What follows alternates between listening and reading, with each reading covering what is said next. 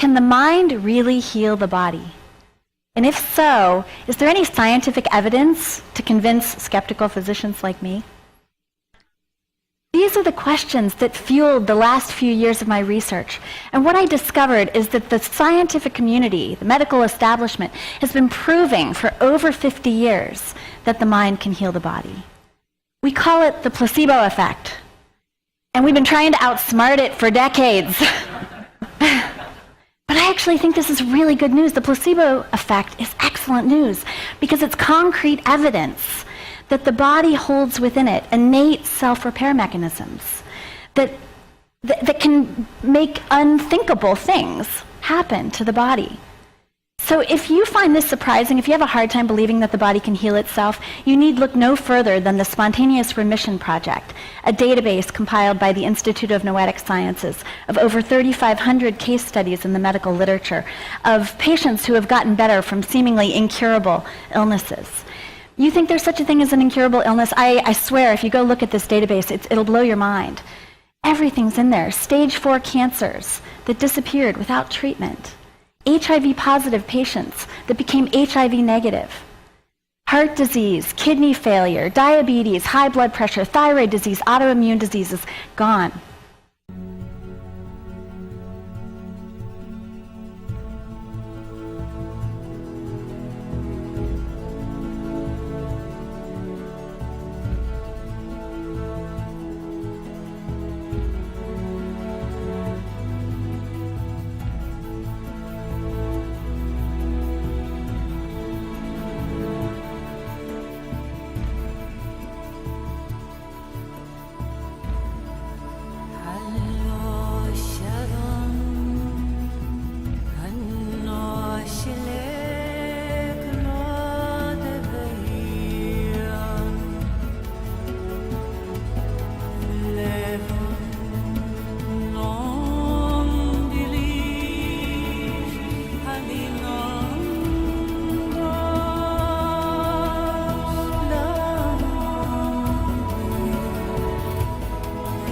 We take a look at everything in the universe we know from a scientific perspective is made up of something called energy. So what do we know about the properties of energy? Number one, all energy has a vibration. All energy has a vibration. It emits a frequency. We are frequency generators. If you get close to someone's skin, you can feel infrared energy being given off. If you look at them, you're seeing light energy given off. We now have scans where you can put a machine around somebody's head instead of putting the electrodes on their head and perceive and record the energy that their brain is giving off. The most potent form of energy, by the way, is thought. It penetrates all space and all time. Every thought has a frequency. We can measure a thought. What most people don't understand is a thought has a biochemical and bioelectrical property. Every thought, which means it has a frequency. And so if you're thinking that thought over and over and over again, or if you're imagining in your mind, okay, having that brand new car, having the money that you need, building that company, finding your soulmate, if you imagine what that looks like, you're emitting that frequency on a consistent basis.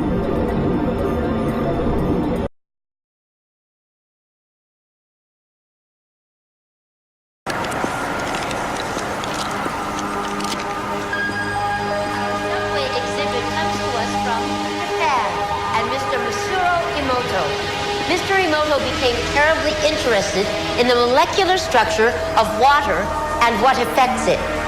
Now, water is the most receptive of the 4 elements. Mr. Emoto thought perhaps it would respond to non-physical events. So he set up a series of studies, applied mental stimuli, and photographed it with a microscope. When we projected the feeling of love and thanks to water, it made the most beautiful crystal. Times like this, I think water is at peace. This first picture is a picture of water from the Fujiwara Dam. And this picture is the same water after receiving a blessing from a Zen Buddhist monk.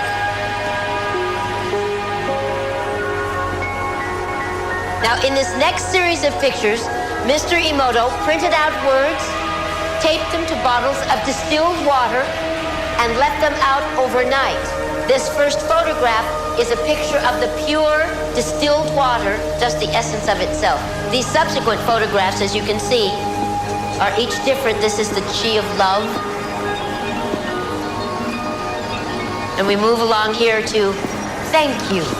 And you can see where he taped that to this bottle here.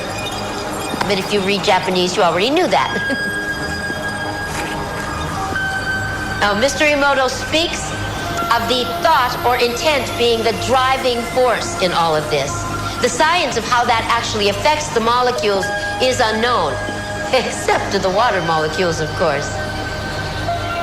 And it's really fascinating when you keep in mind that 90% of our bodies are water.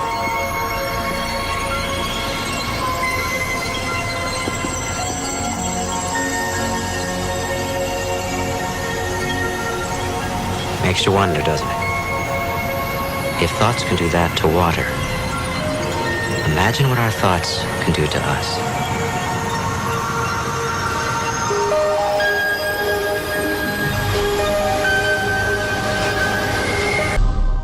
It's important to recognize that our body is really the product of our thoughts. We're beginning to understand in medical science the degree to which the nature of thoughts and emotions actually determines the physical substance and structure and function of our bodies. Our thoughts create our body moment by moment. When we think positive thoughts, we release certain chemicals into our body. When we think negative thoughts, we release negative chemicals into our body. And those have a profound effect on how the cells are behaving and how the nutrition is being used. Negative thoughts, stress, has been shown to seriously degrade the body and the functioning of the brain, because it's our thoughts and emotions that are continuously reassembling, reorganizing, recreating our body. Happier thoughts lead to essentially a happier biochemistry, a happier, healthier body. Well, we come with a basic program. It's called self-healing. You get a wound, it grows back together. You get a bacterial infection, the immune system comes and takes care of those bacteria and heals it up. The immune system is made to heal itself. Remove physiological stress from the body, and the body does what it was designed to do. It heals itself.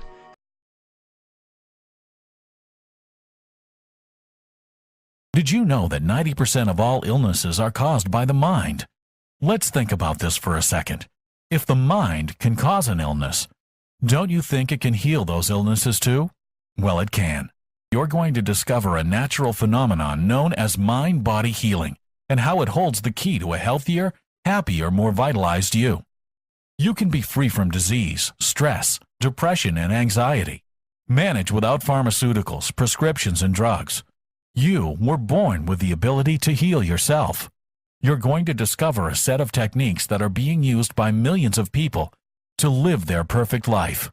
One free from stress, pain, and poor health, without the need for pharmaceuticals, prescriptions, and drugs, because you were born a healer.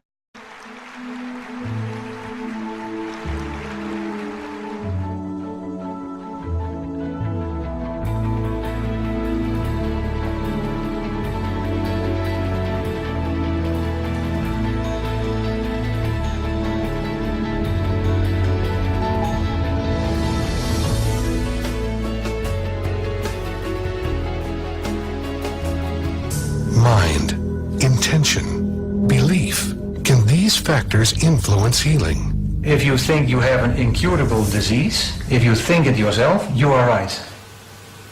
If you think your problem is curable, then you are also right. It all depends on your intention. When you think about intention, what is intention? And how does intention play a role in healing? Intention plays a role when you think about how our thoughts and our emotions and our cognitions influence our immune system and our endocrine system. And we know that this happens. We know that people who feel a tremendous amount of stress, for example, have a diminished capacity in terms of their immune system's functioning. It's been discovered in the laboratory over the last 15 or 20 years, for example, that intention does have physical effects.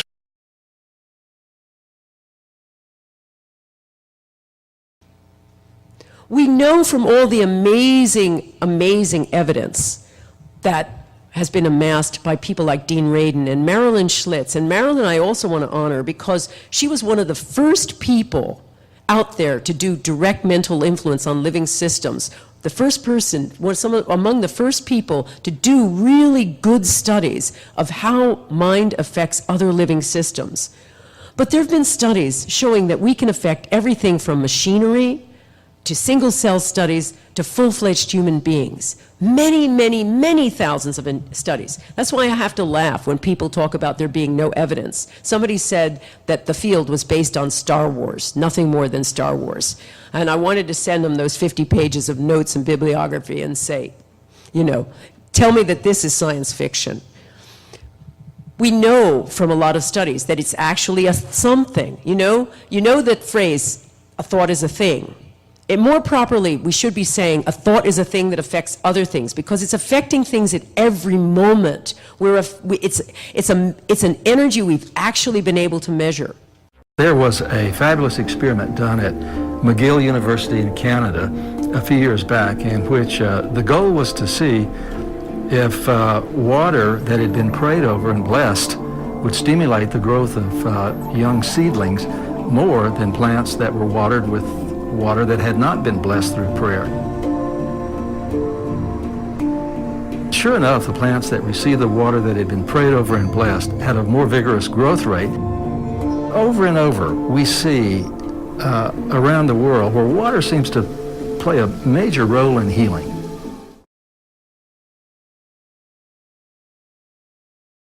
Type of random number generator experiment that's been conducted many, many times, hundreds of times, over the past 4 decades or so, since around the 1960s, has been a random generator that only produces sequences of random bits, zeros and ones, like flipping coins. And you would simply ask somebody to press a button, it would produce 200 bits. And you would ask them to say, well, try to make it produce more 1 bits than 0 bits. And when you take the entire body of literature, all of the hundreds of experiments that have been done, you can ask a single question. Did it matter that people were trying to push it towards ones or push it towards zeros? And the overall answer is yes, it does matter. That somehow intention is correlated with the operation, with the output of these random number generators, such that if you wish for more ones, somehow the generators produce more ones. So now we've run 3 germination experiments, and we just ran one with my group on Thursday. And with this, we've tried to send intention to make seeds grow a bit faster. And we had 3 other sets of seeds. And we found, when Gary did the analysis with special statistics, that all 3 so far, we don't have the results yet for Thursday, also had an effect. The seeds sprouted much faster than the control seeds. How about that? In one case, it was 100 people in Rhinebeck, New York, sending intention to the seeds in the University of Arizona. Just 100 people. And we had a giant, significant effect. That's what they were like. We just sent intention to some seeds like that. And our intention was very specific, for them to sprout at least 3 inches by the 4th day of growing. It's always important to be very specific with intention. This leads naturally to wonder, are people affecting the world of reality that they see? You betcha they are. Every single one of us affects the reality that we see, even if we try to hide from that and play victim. We all are doing it.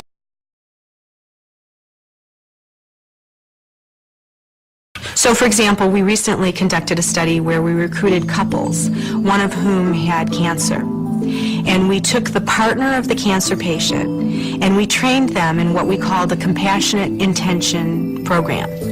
And so they were invited in to participate in a training program. A lot of it had to do with meditation, it had to do with heart opening, it had to do with subtle energies. And we took them through this training program, and then we asked them to go home and continue to practice this intervention for 8 weeks.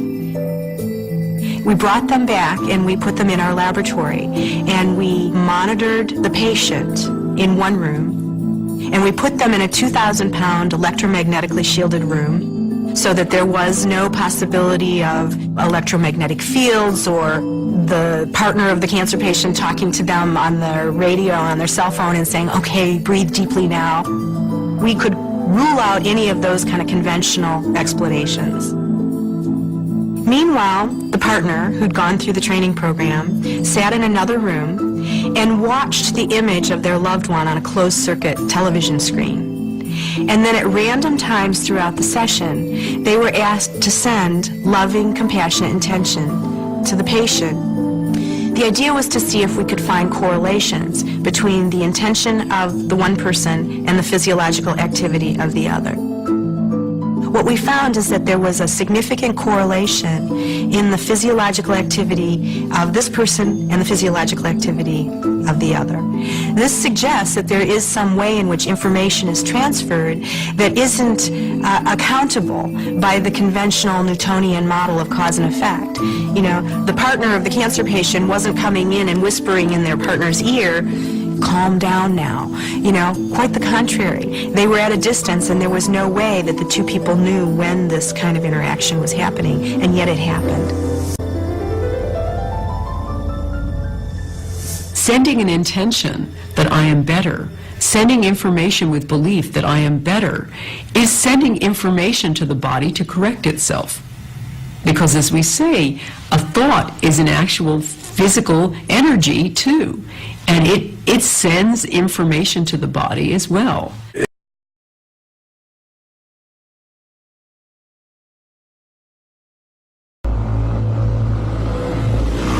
When I was 15 years old, I had a very serious motorcycle accident. I was on a motorcycle I shouldn't have been on, and we were hit by a car that caused a very serious wound in my leg, ended up with 66 stitches.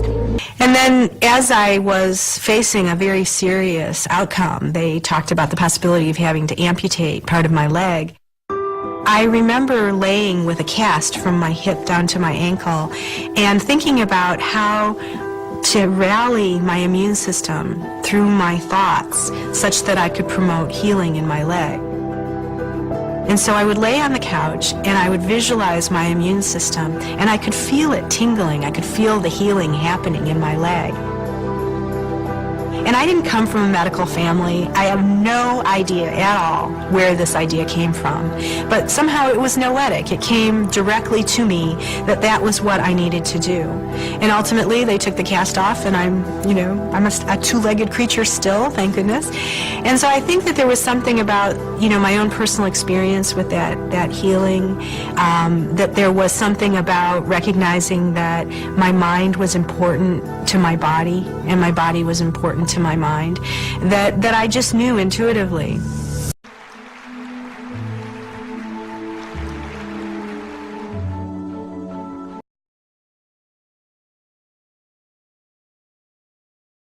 Mastering mind-body healing all comes down to your beliefs, your expectations, and a well-known theory called the placebo effect.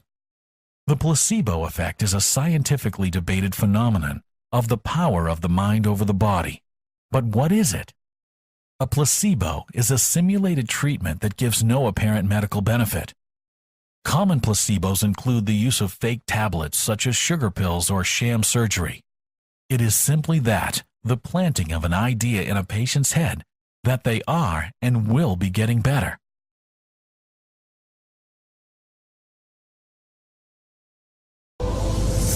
Traditional Western medicine typically attributes spontaneous or miraculous healing to placebo.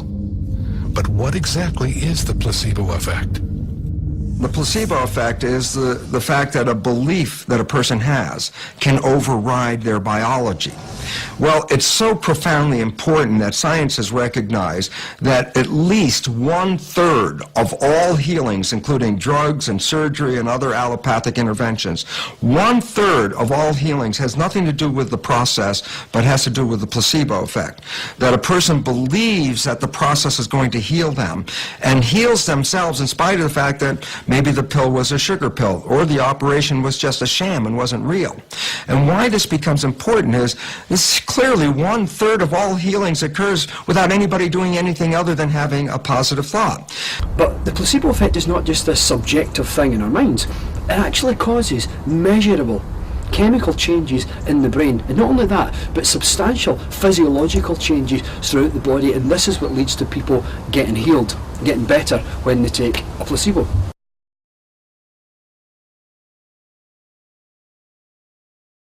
So the scientific literature, the medical journals like the New England Journal of Medicine and the Journal of the American Medical Association, these scientific journals are full of evidence that the placebo effect and the nocebo effect are incredibly powerful. We've known this since the 1950s, and we've seen countless case studies that show that in almost everything you study, if you give people a fake treatment, a sugar pill, a saline injection, or most effectively a fake surgery, 18 to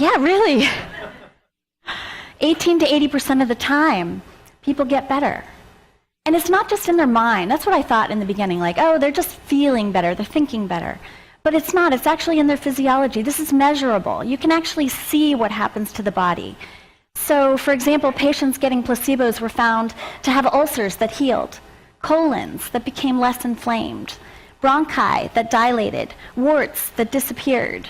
Cells looked different under the microscope. It's provable. It's happening in the body, even though it's initiated by the mind.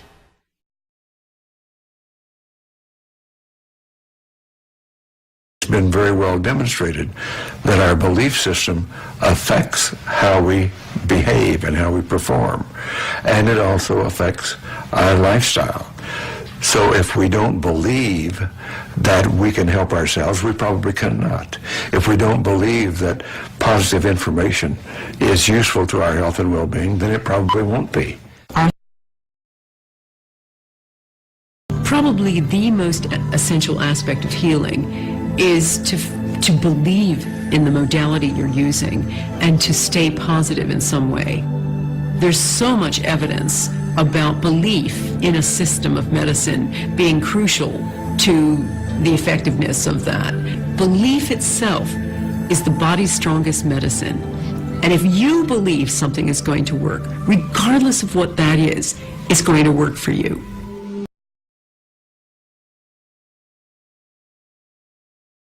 The question that's frequently asked is when a person has manifested a disease in their body temple or some kind of discomfort in their life, through the power of right thinking, can it be turned around? And the answer is absolutely yes. On November 23rd, I was diagnosed with breast cancer. I truly believed in my heart, with my strong faith, that I was already healed. During the day, all day long, I would just say, thank you for my healing. On and on and on I went, thank you for my healing. I believed in my heart I was healed.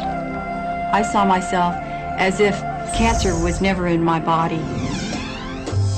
One of the things I did to heal myself was to watch very funny movies. That's all we would do, is just laugh, laugh, laugh.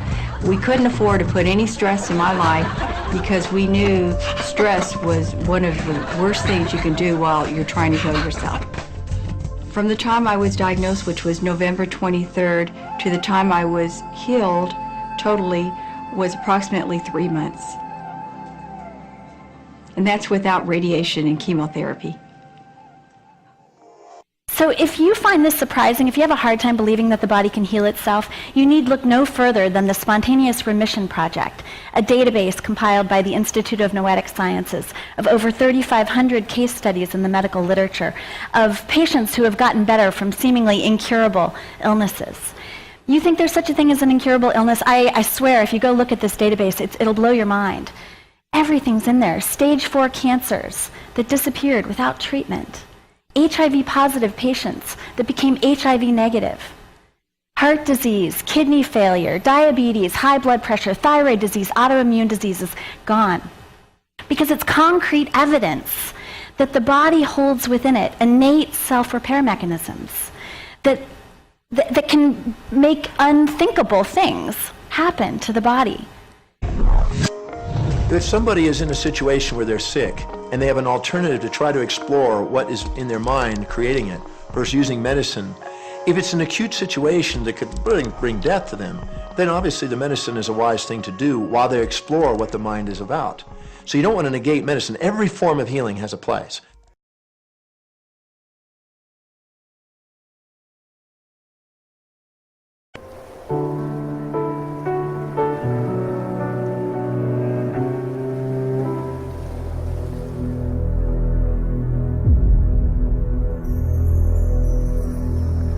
I was diagnosed with cancer, and it was vaginal cancer.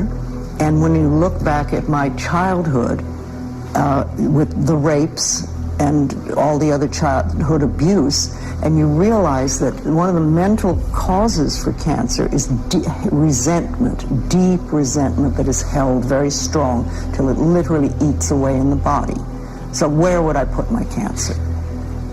So I remember being very terrified, like anybody would, and I called my teacher and I said, Eric, they say I have cancer. And the first thing he said to me is, who is they? And I said, the doctors. And he said, Louise, you could not have done all this work on yourself to die of cancer. Now let's take a positive approach.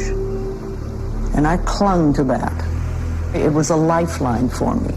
And I did things I hadn't done before. I went from being a junk food person to doing nutritional work and detoxifying my body, and I was detoxifying my mind, and I did a lot of things.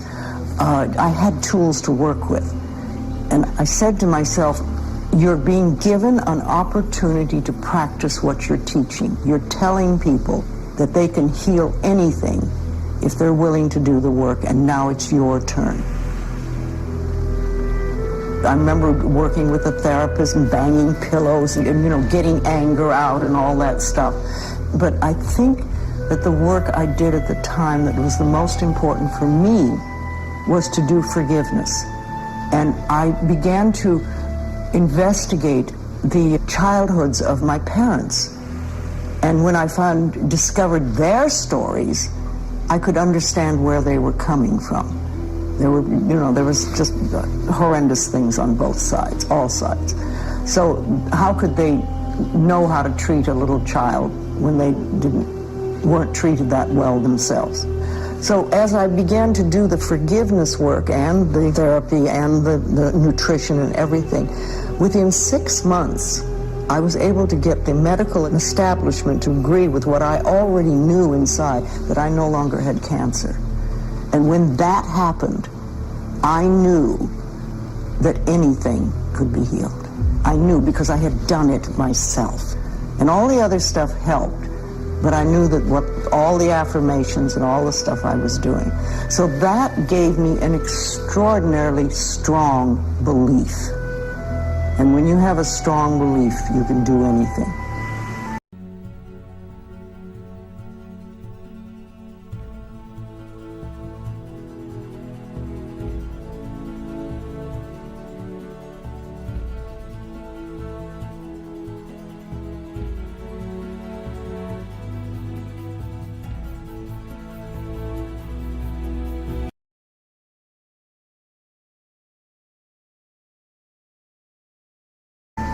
I was diagnosed with a condition inside of my body where a doctor told me that something was growing, a cancerous tumor that shouldn't be there. And I trusted the medical system because that's our culture, that's the way we're raised. And there's a part of us that says, even if I go the holistic route, I'm going to let a medical person tell me what's going on just for that validation. So it was my opportunity to put into practice everything that I ever learned. And rather than concentrating on something that should not be in my body, I began feeling that my body was vital and healthy rather than focusing on making something change. However, through the influence of family and friends, I underwent a medical procedure anyway. I went into the operating room, I was anesthetized, and the next thing I remember, I woke up. And there was a doctor looking at me, and he said, "What are you doing here? There's nothing there." All I'd done were the practices and the principles that I'd traveled halfway around the world to learn, and I employed it in my own life. And it worked in that moment. I have the photographs showing there's nothing in my body. I was anesthetized, and they did an exploratory for no reason at all. Because of that, I can speak with conviction. I can look anyone, a scientist, a doubting audience member, and I can look them in the eye with conviction and say, this is what I know to be true in my life, that there's a power inside of your body. The ancients say it's the most powerful force in the universe.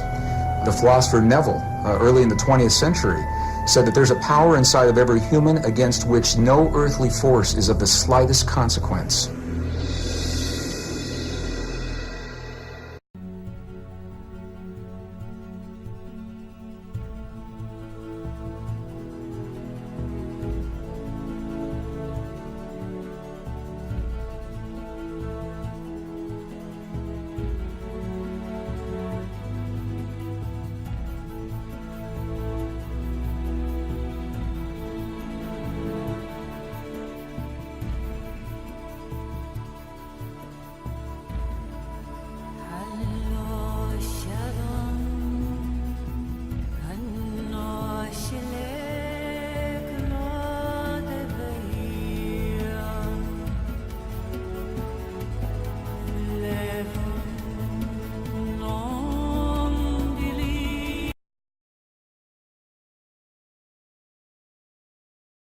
The key to using the mind to heal the body is to imagine the same thing over and over and over again.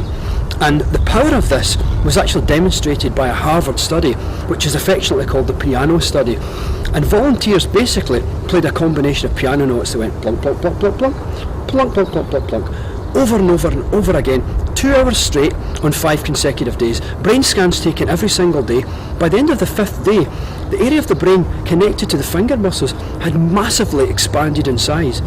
But this is where it gets amazing, because another group of people, instead of physically playing the notes, they had to just imagine them. So they had to imagine going plunk, plunk, plunk, plunk, plunk, plunk, plunk, plunk, plunk, plunk, again, over and over and over again for 2 hours straight, again on 5 consecutive days. But incredibly, the areas of the brain connected to these finger muscles was also substantially larger. In fact, you couldn't even tell the difference between who had actually played the notes and who had just done it in their minds. The phenomenon is well known. It's called neuroplasticity. It describes how your mind, how your thoughts and emotions impact the physical structure of your brain. There have been other studies looking at if there's any difference between going to the gym and thinking about going to the gym. And with this study, they took a group of people and they sent half to the gym to work on their biceps. And the other half were allowed to sit in their armchairs and just think about going to the gym and working on their biceps. And they still recorded a very strong effect in the group who had just sat in their armchairs. The couch potatoes still built up their biceps. So the body really can't distinguish between, action and thought.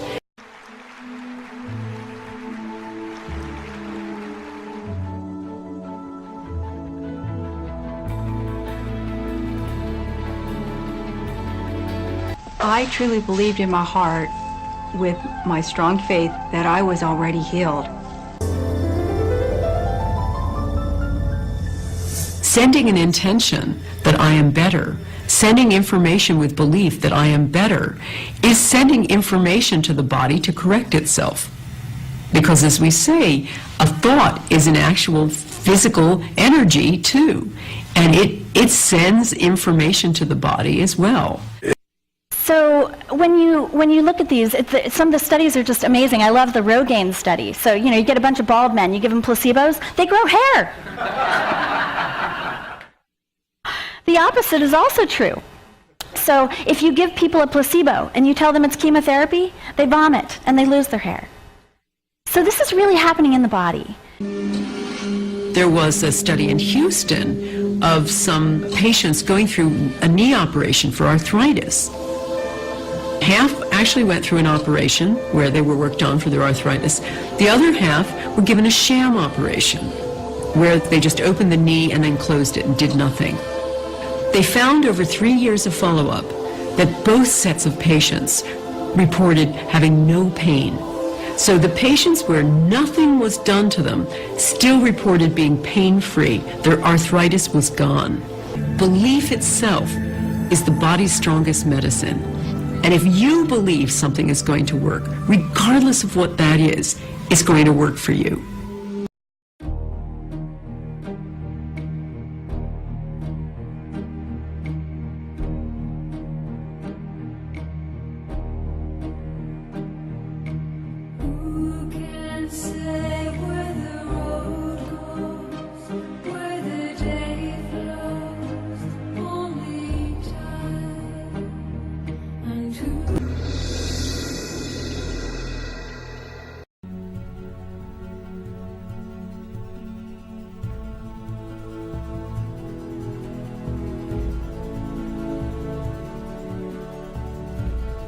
During the day, all day long, I would just say thank you for my healing. On and on and on I went, thank you for my healing. I have an interview that I'm going to air pretty soon with Dr. Glenn Ryan, in which he proved on a microbiological level with molecular genetics that the DNA molecule changes its form based on the energy that you send to it with your consciousness. And when you send the emotion of gratitude, that was the one word that he found was the most important one. Gratitude, more than anything else, heals damaged DNA. You can kill DNA by what's called a heat fix, and it unwinds. And by the sense of loving gratitude, the DNA rewinds and comes back together. So they designed an experiment to test precisely this theory. This is no surprise. They took some human DNA and they isolated the DNA and asked individuals that were trained to feel what are called coherent human emotions, very clear emotions of love, appreciation, compassion, or anger, rage, and hate, to have those feelings on demand. And as the people who were trained to have the feelings did so, they measured the way the DNA responded. And what they found was this. They found that in the presence of appreciation, love, compassion, forgiveness, the DNA became tremendously relaxed.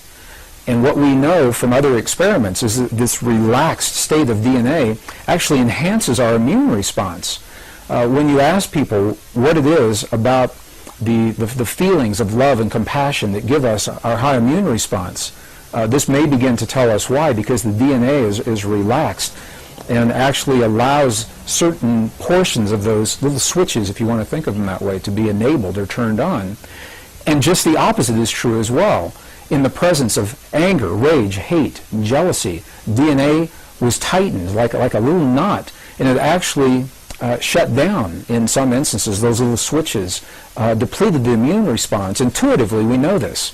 We know that when people live in a state of jealousy or anger or rage, that depresses those portions of our bodies, and just the opposite, love, compassion, understanding, forgiveness, that those kinds of things are enhanced. And now, perhaps for the first time, these experiments are beginning to help us to understand why.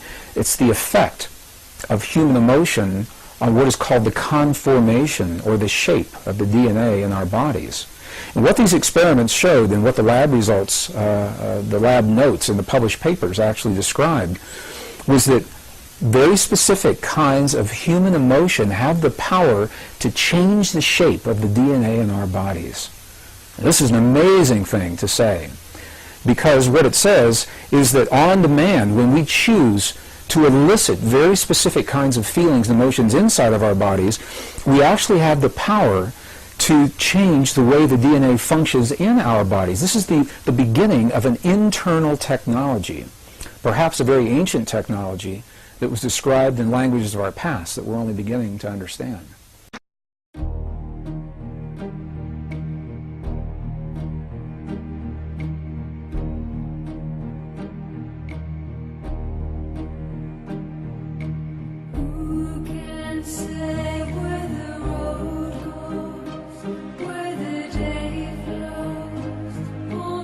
Our physiology creates disease to give us feedback, to let us know we have an imbalanced perspective and we're not loving and we're not grateful.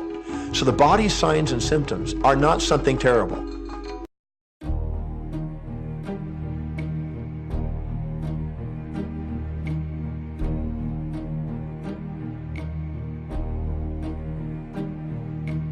Surprising research offers some good news about your health on this day of gratitude. Giving thanks really can pay off. New York Times science columnist John Tierney is with us. John, good morning. Good morning. Gratitude, this is a very big word, but it's also a very powerful thing, isn't it? Right. I mean, psychologists love Thanksgiving because there's a ton of evidence that just giving thanks, being grateful is good for you. I mean, it makes you happier and more optimistic. It makes you kinder to other people, and it even improves your physical health. I mean, it's weird that the more you count your blessings today, the more blessings you'll have in the future. It almost sounds like a Ponzi scheme. But it seems to work. There's really a lot of evidence. And you're saying, let's talk about this evidence. There's really science behind this? Yeah, they've done lots of experiments, some of them in which people keep a gratitude journal where they'll write down 5 things that they're grateful for, and just once a week. And then a couple months later, they found that those people are happier, they're more optimistic about life, they have fewer physical problems, they're exercising more, they're just feeling better about life in general.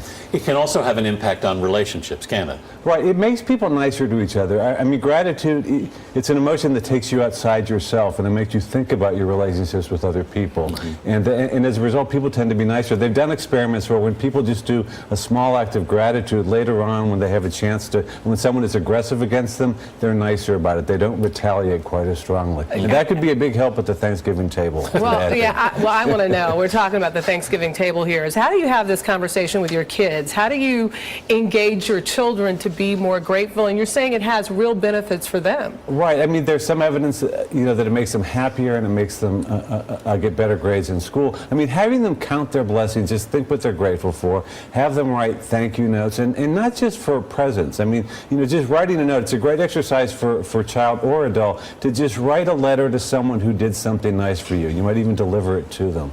But, I mean, kids today spend so much time often thinking about stuff they don't have. They want the latest gadget, the latest clothes. If they can focus more on what they do have, they'll be happier.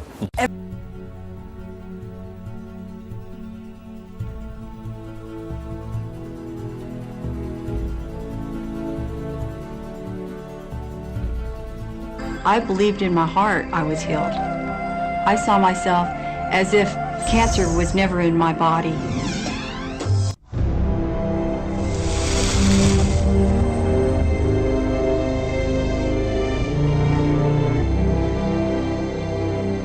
I took the visualization process from the Apollo program and instituted it during the 1980s and 90s into the Olympic program.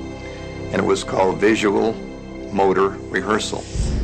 When you visualize, then you materialize. And the interesting thing about the mind is we took Olympic athletes and then hooked them up to sophisticated biofeedback equipment and had them run their event only in their mind. Incredibly, the same muscles fired in the same sequence when they were running the race in their mind as when they were running it on the track. How could this be? Because the mind can't distinguish whether you're really doing it or whether it's just a practice. I think if you've been there in the mind, you'll go there in the body. The piano study and the flexing the finger study refers to the impact of the brain and even your mind on the muscles. I'm absolutely convinced that the things that you imagine over and over and over and over and over again impact the internal condition of the body. And I'm convinced of that because I've communicated with several hundred people who have healed themselves of serious illness. And I said to them, what did you do? And amazingly, a very high percentage of them, probably in excess of 90%, did exactly the same thing. So let's take cancer, for example. People actually imagine the internal condition of the body. They imagine they're right beside the tumour.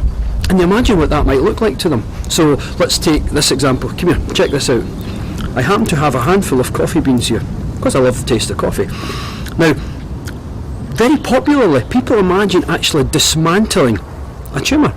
So, for example, people getting chemo for cancer would actually imagine the chemo agents coming in like little Pac-Men or piranha and dismantling the tumour, cell by cell or part by part, and gradually dismantling it. It's getting smaller and smaller. The little Pac-Men, the piranha fish, are eating it cell by cell, section by section, until what you have at the end is it's completely and absolutely gone. And that's the key. You had something at the start, and you've got nothing at the end. And they do this over and over and over again. Now, some people even imagine that instead of piranha, you've got, if you're taking radiotherapy, that's bolts of lightning that are destroying, that are detonating and dismantling the tumour. You have to think.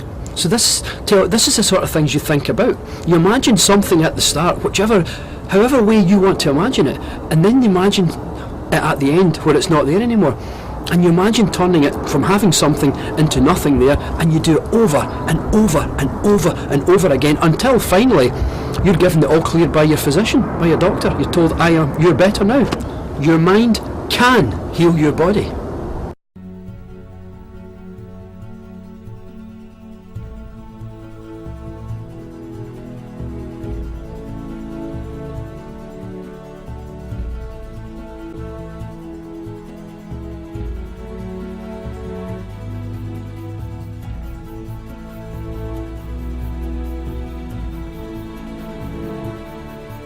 One of the things I did to heal myself was to watch very funny movies. That's all we would do is just laugh, laugh, laugh. We couldn't afford to put any stress in my life because we knew stress was one of the worst things you can do while you're trying to heal yourself.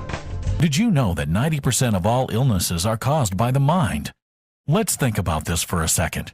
If the mind can cause an illness, don't you think it can heal those illnesses too? Well, it can.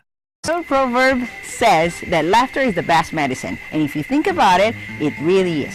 Laughter decreases stress, inflammation, and blood sugar in your body, and it boosts your immune system, your heart health, and your entire fitness. There's this interesting thing that happens when somebody gets it, really downloads a more positive way of thinking. They get hormonal balancing, for one thing. We know that when somebody is thinking with their heart, like they see a puppy or a sleeping baby, and they go, oh, your DHEA levels rise, which begins to balance your hormones, but something else really more important happens, and that is the beat-to-beat variability of the heart normalizes. And you get into this wave pattern that you can see on a heart rate monitor that actually begins to balance the entire body, given that the heart is a huge electromagnet that in fact trains the rest of the body.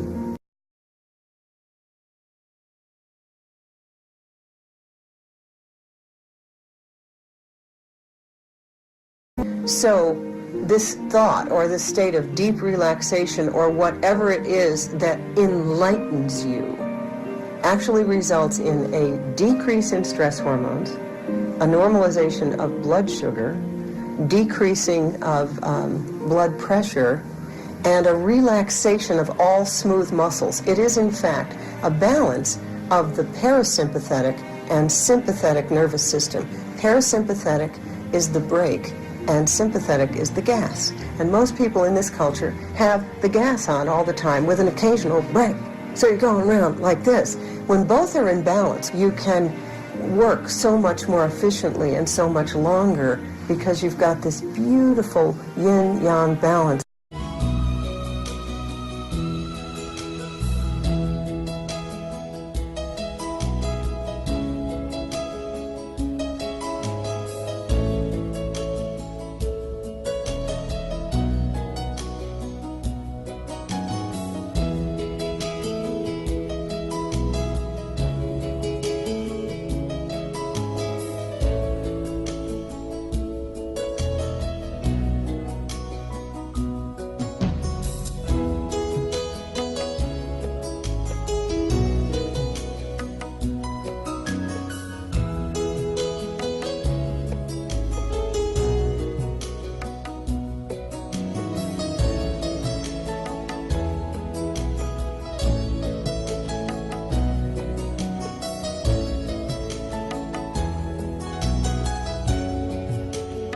the results of a wide range of recent studies, Carter visits schools, gives parenting classes, has written a book, and publishes a blog all about the benefits of raising happy children. What we know now is that if what we want is for our children to be high achievers, to be good learners, if we want, what we want for ourselves is to be successful in life, one of the best things that we can do is to focus on our emotional well-being.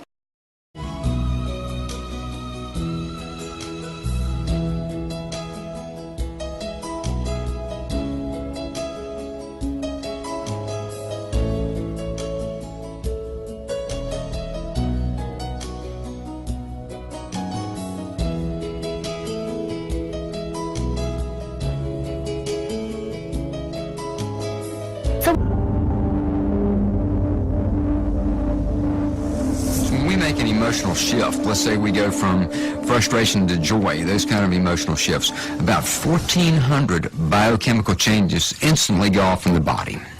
Now, if you think about the course of one day, all the emotions that we feel, the highs and the lows, and the myriad of emotional textures that occur through our perceptions during a day, you can see that emotions are creating lots and lots of changes in our physiology. So it makes a lot of sense to start paying attention to the emotional diet as well as to the physical diet.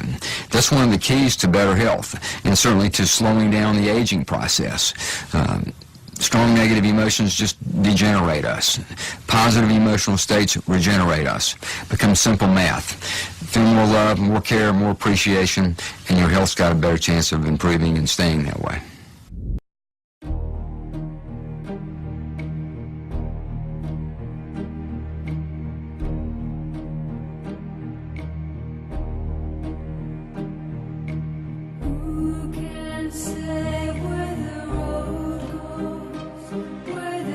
Disease cannot live in a body that's in a healthy emotional state.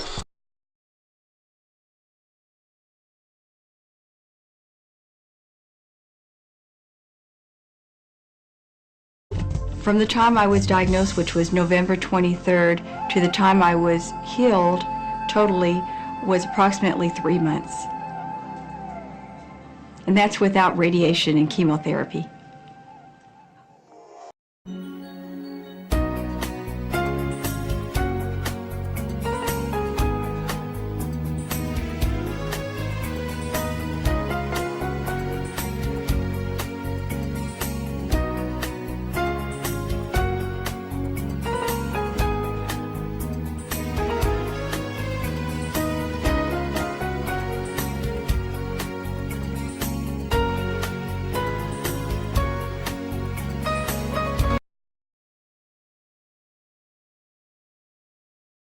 I've seen kidneys regenerated. I've seen cancer dissolved. I've seen eyesight improve and come back. I always say that incurable means curable from within. You can change your life and you can heal yourself.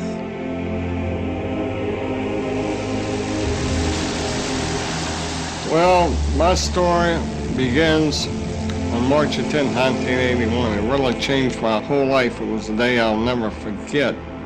I crashed an airplane.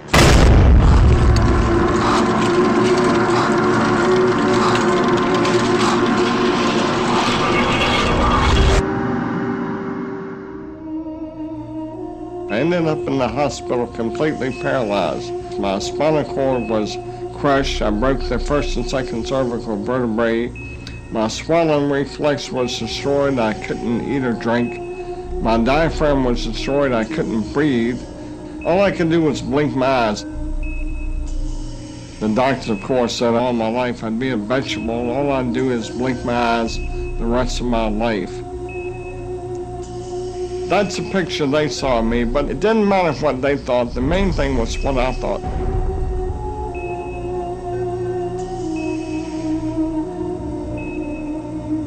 I picture myself being a normal person again, walking out of that hospital. The only thing I had to work with in the hospital was my mind. As long as you have your mind, you can put things back together again. I was hooked to a respirator, and they said I'd never breathe on my own again because my diaphragm was destroyed. But this little voice kept saying to me, breathe deep, breathe deep.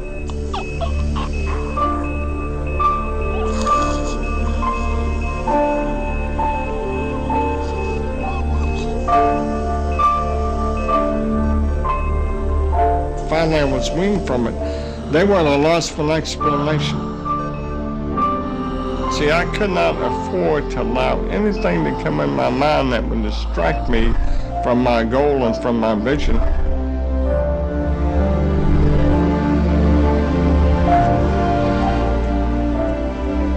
Well, I set a goal to walk out of the hospital on Christmas. That was my goal.